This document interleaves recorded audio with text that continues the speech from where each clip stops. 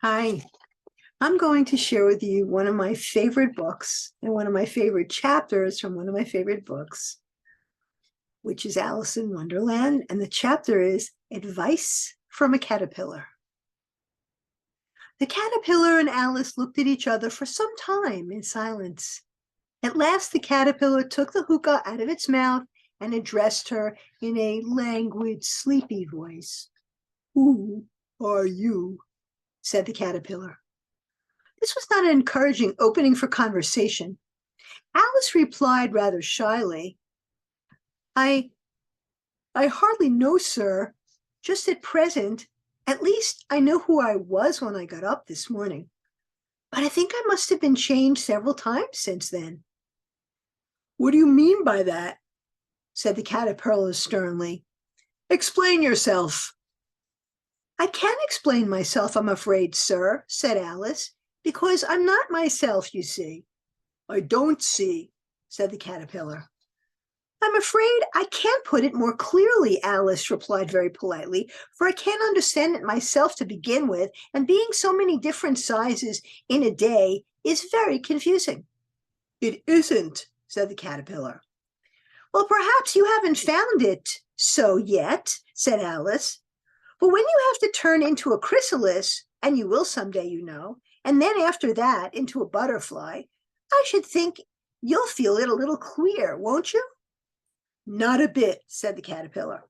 "Well, perhaps your feelings may be different," said Alice. "All I know is it would feel very queer to me." "You," said the caterpillar contemptuously. "Who are you?" Which brought them back again to the beginning of the conversation. Alice felt a little irritated at the caterpillar's making such very short remarks, and she drew herself up and said very gravely, "I think you ought to tell me who you are first." "Why?" said the caterpillar. It was another puzzling question, and as Alice could not think of any good reason, and as the caterpillar seemed to be in a very unpleasant state of mind, she turned away. "Come back," the caterpillar called after her. "I've something important to say." This sounded promising, certainly. Alice turned back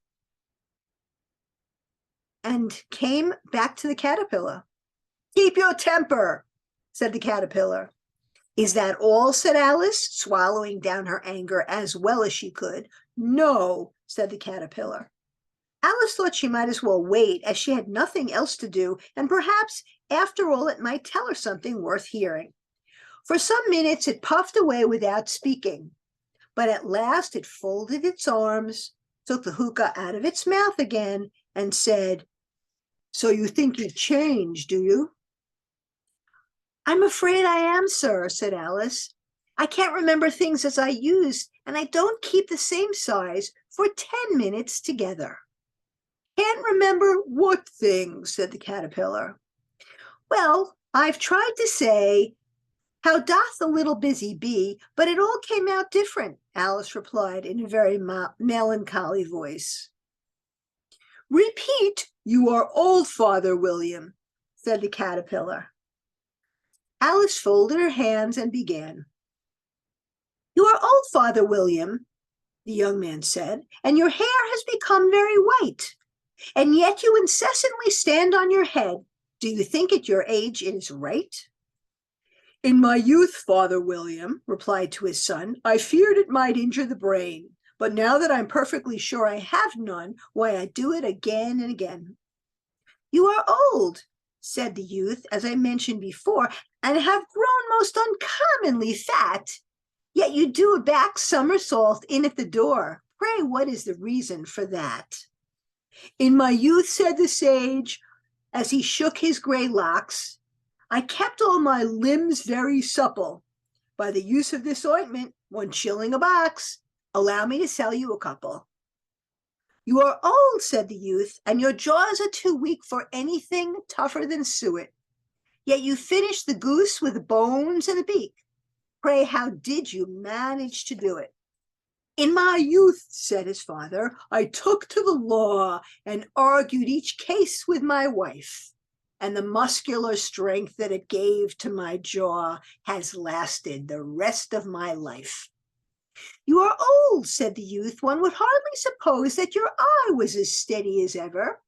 Yet you balance an eel on the end of your nose. What makes you so awfully clever? I've answered 3 questions, and that is enough, said his father. Don't give yourself airs. Do you think I can listen all day to such stuff? Be off, or I'll kick you downstairs. That's not said right, said the caterpillar. Not quite right, I'm afraid, said Alice timidly. Some of the words have got altered. It is wrong from the beginning to the end, said the caterpillar decidedly. And there was silence for some minutes. The caterpillar was first to speak. What size do you want to be? It asked. Oh, I'm not particular as to size, Alice hastily replied. Only one doesn't like changing so often, you know. I don't know, said the caterpillar. Alice said nothing. She had never been so contradicted in her life before, and she felt that she was going to lose your temper. Are you content now? Said the caterpillar. Well, I should like to be a little larger, sir, if you wouldn't mind, said Alice. 3 inches is such a wretched size to be. It's a very good height indeed, said the caterpillar angrily, rearing itself upright as it spoke. It was exactly 3 inches high. But I'm not used to it, pleaded poor Alice in a piteous tone. And she thought of herself. I wish the creatures wouldn't be so easily offended. You'll get used to it in time, said the caterpillar, and it put the hookah back into its mouth and began smoking again. This time Alice waited patiently until it chose to speak again. In a minute or two, the caterpillar took the hookah out of its mouth and yawned once or twice and shook itself. Then it got down off the mushroom and crawled away in the grass, merely remarking as it went, one side will make you grow taller, and the other side will make you grow shorter. One side of what? The other side of what? Thought Alice to herself. Of the mushroom, said the caterpillar, just as if she had asked it aloud, and in another moment it was out of sight. Alice remained looking thoughtfully at the mushroom for a minute, trying to make out which were the 2 sides of it, and as it was perfectly round, she found this a very difficult question. However, at last, she stretched her arms round it as far as they would go and broke off a bit of the edge with each hand. And now, which is which, she said to herself, and nibbled a little of the right hand bit to try the effect. The next moment, she felt a violent blow under her chin. It had struck her foot.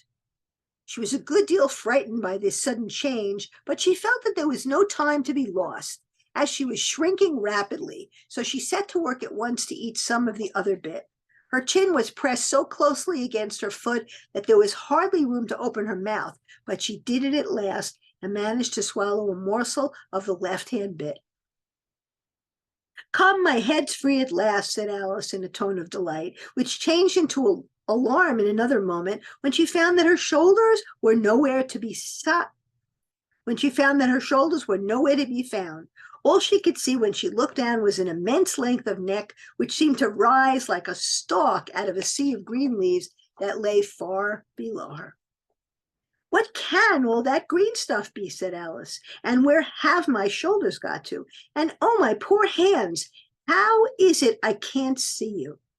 She was moving them about as she spoke, but no result seemed to follow except a little shaking among the distant green leaves. As there seemed to be no chance of getting her hands up to her head, she tried to get her head down to them and was delighted to find that her neck would bend about easily in any direction like a serpent. She had succeeded in curving it down into a graceful zigzag and was going to dive in among the leaves, which she found to be nothing but the tops of the trees under which she had been wandering, when a sharp hiss made her draw back in a hurry. A large pigeon had flown into her face and was beating her violently with its wings. Serpent! Cried the pigeon. I'm not a serpent, said Alice indignantly. Let me alone. Serpent, I say again, repeated the pigeon, but in a more subdued tone, and added with a kind of sigh, I've tried every way, and nothing seems to suit them. I haven't the least idea what you're talking about, said Alice. I've tried the roots of trees, and I've tried banks, I've tried hedges, the pigeon went on, without attending to her. But those serpents, there's no pleasing them. Alice was more and more puzzled, but she thought there was no use in saying anything more till the pigeon had finished. As if it wasn't trouble enough hatching the eggs, said the pigeon, but I must be on the lookout for serpents night and day. Why I haven't had a wink of sleep these 3 weeks. I'm very sorry you've been annoyed, said Alice, who was beginning to see its meaning. And just as I'd taken the highest tree in the wood, continued the pigeon, raising its voice to a shriek, and just as I was thinking I should be free of them at last, they must needs come wriggling down from the sky. Ah, serpent! But I'm not a serpent, I tell you, said Alice. I'm a... Well, what are you? Said the pigeon. I can't see. I can see you're trying to invent something. I'm a little girl, said Alice, rather doubtfully, as she remembered the number of changes she had gone through that day. A likely story indeed, said the pigeon, in a tone of the deepest contempt. I've seen many little girls in my time, but never one with such a neck like that. No, no, you're a serpent, and there's no use denying it. I suppose you'll be telling me next that you've never tasted an egg. I have tasted eggs, certainly, said Alice, who was a very truthful child. But little girls eat eggs quite as much as serpents do, you know. I don't believe it, said the pigeon. But if they do, why, then they're a kind of serpent, and that's all I can say. This was such a new idea to Alice that she was quite silent for a minute or two, which gave the pigeon the opportunity of adding, You're looking for eggs. I know that well enough. And what does it matter to me whether you're a little girl or a serpent? It matters a good deal to me, said Alice hastily. But I'm not looking for eggs, as it happens, and if I was, I shouldn't want yours. I don't like them raw. Well, be off then, said the pigeon in a sulky tone, as it settled back down into its nest. Alice crouched down among the trees as well as she could, for her neck kept getting entangled among the branches, and every now and then she had to stop and untwist it. After a while she remembered that she had held the pieces of the mushroom in her hands, and she set to work very carefully, nibbling first at one and then at the other, and growing sometimes taller and sometimes shorter, until she had succeeded in bringing herself down to her usual height. It was so long since she had been anything near the right size that it felt quite strange at first, but she got used to it in a few minutes and began talking to herself as usual. Come, there's half my plan done now. How puzzling all these changes are. I'm never sure what I'm going to be. I'm never sure what I'm going to be from one minute to another. However, I've got back to my right size. The next thing is to get into that beautiful garden. How is that to be done, I wonder? As she said this, she came suddenly upon an open place with a little house in it about 4 feet high. Whoever lives there, thought Alice, it'll never do to come upon them this size. Why, I should frighten them out of their wits. So she began nibbling at the right-hand bit again, and did not venture to go near the house till she had brought herself down to 9 inches high. Hope you enjoyed that. Thanks for listening. Bye for now.